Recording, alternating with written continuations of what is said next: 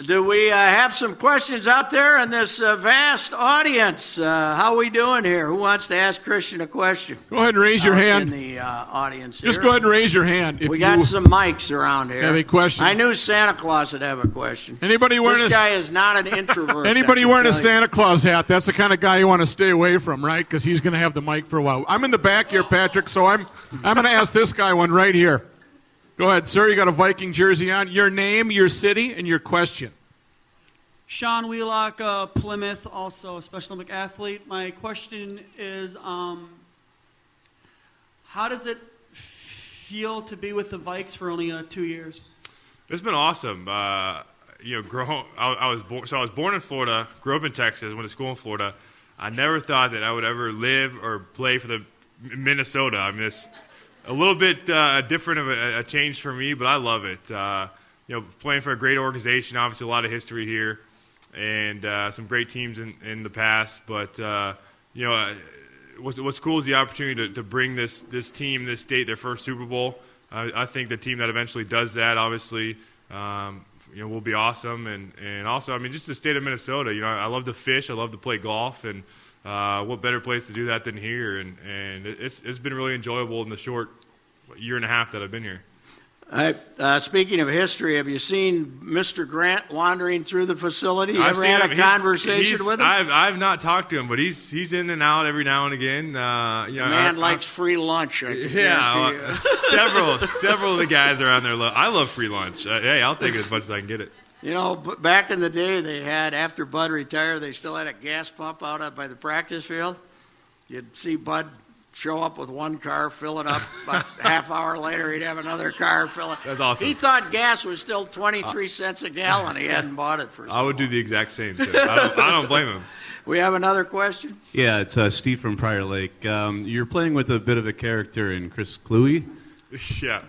Yesterday, a bit of a character? Well, I'm understating a little bit, but yesterday he taped a message on his jersey about electing Ray Guy to the Hall of Fame, and we'll get apparently fined for that. If you had to do that next week, what would your message be?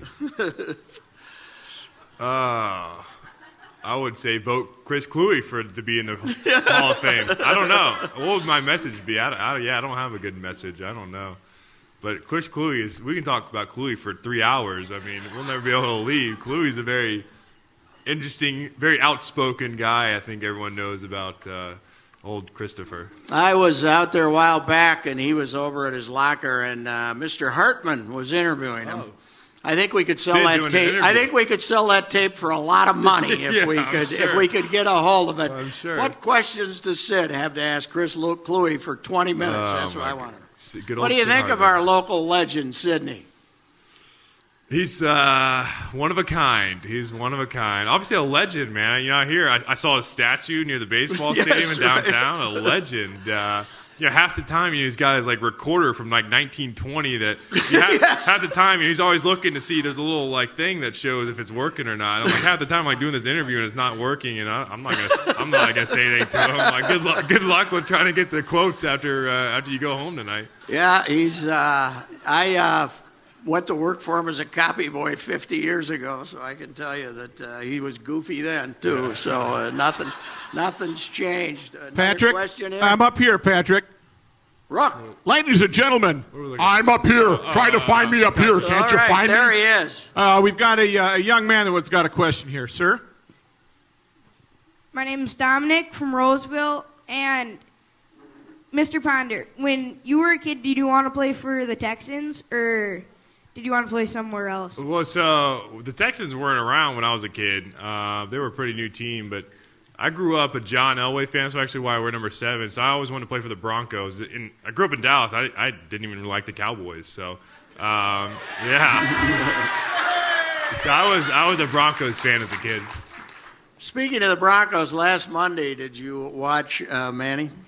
I saw a little bit of it. I saw the highlights. The ball looks like me hitting a wedge out of the sand, but the guy goes like this and it lands in his hands. He's unbelievable. There. He's making plays. I mean, it's interesting how the ball comes out of his hands sometimes, but he's doing a heck of a job this year. He makes me nervous. There's 3 seconds on the clock, and he's still waving, still barking go here, calls, go there, and go everywhere. But Yeah. what a comeback by him, huh? Another question over here, Patrick. Yes. Hi, Lori from Delano.